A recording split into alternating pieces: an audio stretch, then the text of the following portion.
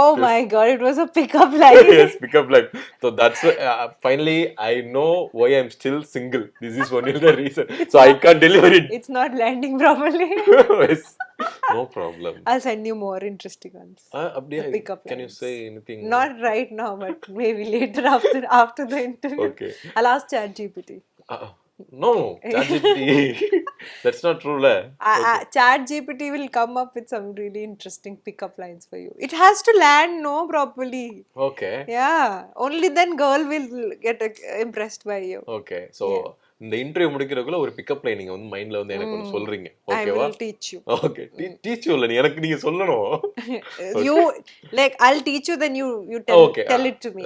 மறுபடியும் நான் வந்து திருப்பி சொல்றேன் ஓகே ஆமா.